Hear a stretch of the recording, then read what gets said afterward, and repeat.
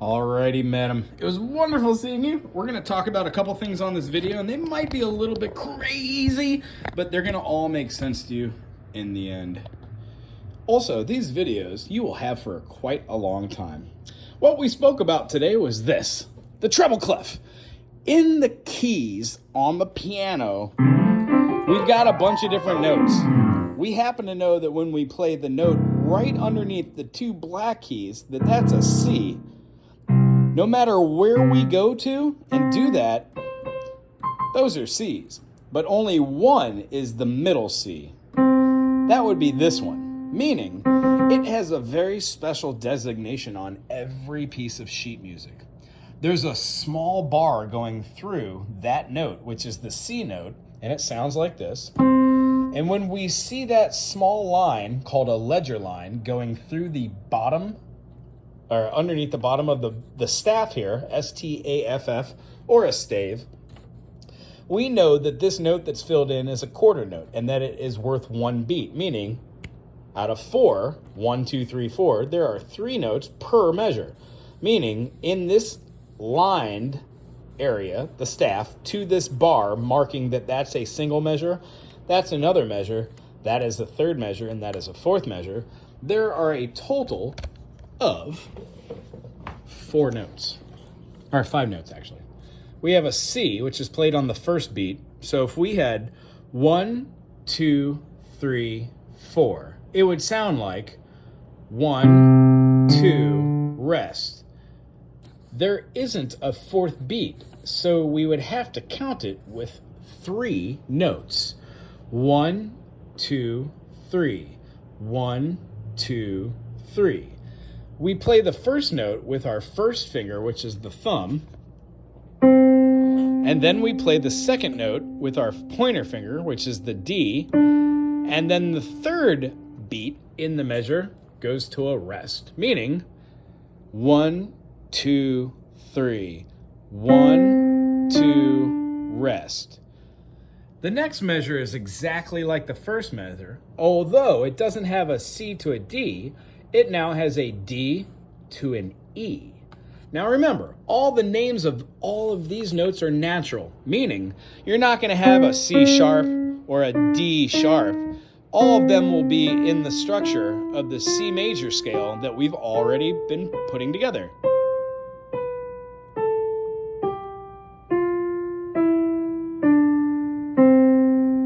C to D, rest.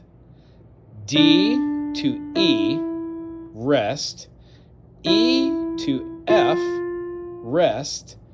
F to G, rest. So when we read this and we count it, we have 1, 2, 3. C, D, rest. D, E, rest. E, F, rest. F, G, rest. Notice how the bar is blackened at the end, meaning it is the end of the segments. The staff and all of his measures have come to an end.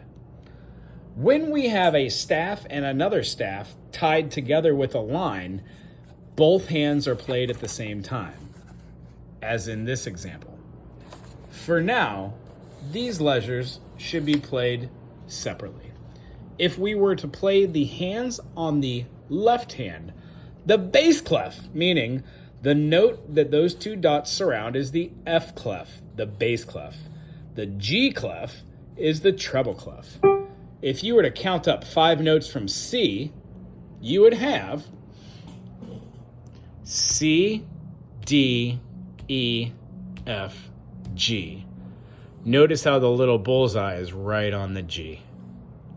So, when we do the same thing on the bass clef, when we count up all these G, I'm sorry, that's right.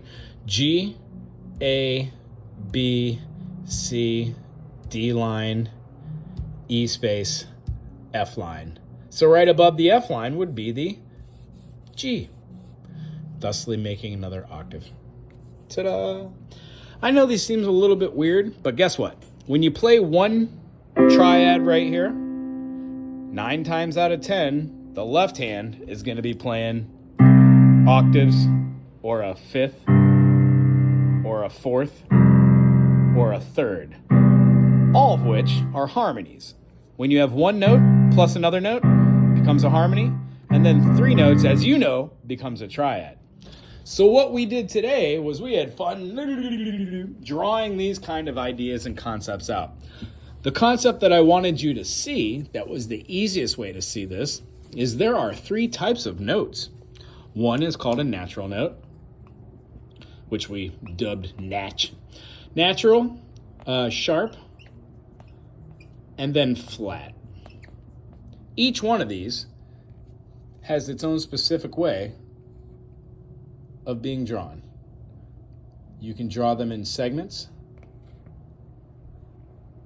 or you can draw them in one felt swoop. Either way, that's what they look like. The sharp, as you pointed out, a hashtag or the tic-tac-toe isn't really changed. You can do it any way you really want, but that's the most standard one, okay? And then flat, I was taught to draw a heart, put a line through it, and then erase the other side. But what you exhibited by just doing this little curl and coming up through it works perfectly fine. All 3 of these types of things are called accidentals. So when we have notes inside of a scale, do, re, mi, fa, sol, la, ti, do, 1, 2, 3, 4, 5, 6, 7, 1. We use them to change the values so you and I know what they're representing. In the key of C, there are no sharps and there are no flats.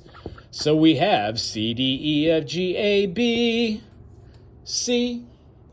We'll talk about why this is major, why this is major, why this is major, why that's minor, and that's minor, and this is diminished. However, you know that your major triad, C, E, G, comes from the root right here, the 1. When we go to the next group of 3, we get a D, F, and an A. And if you play that on the piano, you'll notice that that has a very ominous, sad, melancholy sound. Meaning, if it actually had an F sharp, it would be a D major. But it doesn't have a sharp. It is a natural note, meaning D, F, A is a minor, along with E minor, E, G, B, because the E major would be a G sharp, and we don't have a G sharp. And I understand this is a lot of words, but notice, when I get done writing F, A, and then C, G, B, skip C and go to D, G, B, and D, A, C, and then E, what we've just basically done, B, D, and F, is we have taken the spellings for do, re, mi, fa, sol, la, ti, do, having all 7 notes plus the octave right here. When we alter those, that's when we use our accidentals.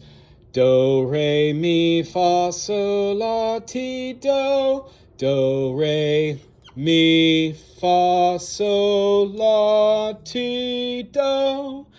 When I flatten the 3rd, the 6th, and the 7th, it makes that major song, la, la, la, la, la, la, la, la, into a very unhappy, melancholy song. La, la, la, la, la, la, la, la. Hear how they both sound a little bit different?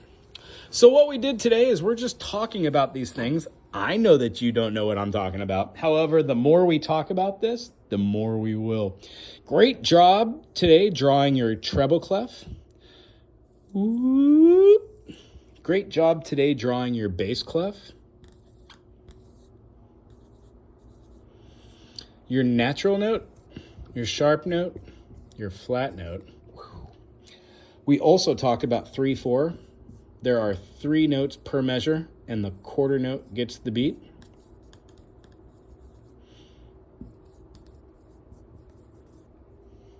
And when we put these all together, they all go on a piece of paper or in your head or on a computer program or right here on this board by drawing 1 line, 2 line, 3 line, 4 line, 5 line, leaving a little space, drawing another set of 5, and then putting a bar to tie these together, meaning we have now turned one staff and another staff into the treble clef and the bass clef.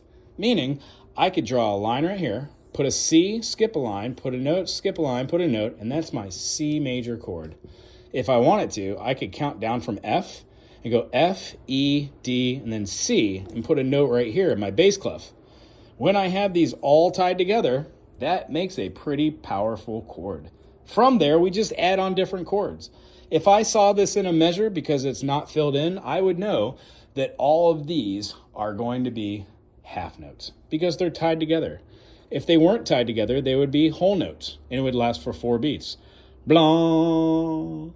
If I were to see this, just like your game has with these filled in, like this, carried over to right here, carried over to right here, carried over to right here, and then these tied together like that, I would notice that what I have here are quarter notes that have been tied together, and that I'm missing notes there, so I would need to actually put 2 more down in there.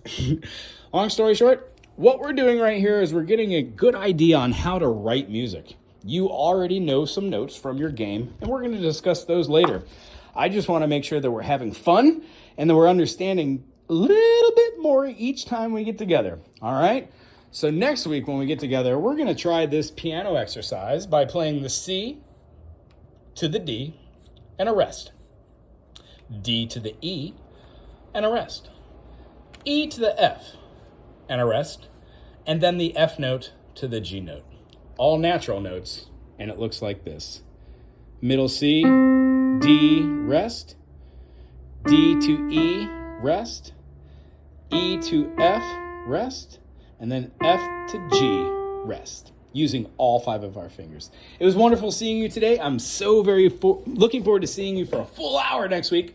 And then I will see you then. Aloha!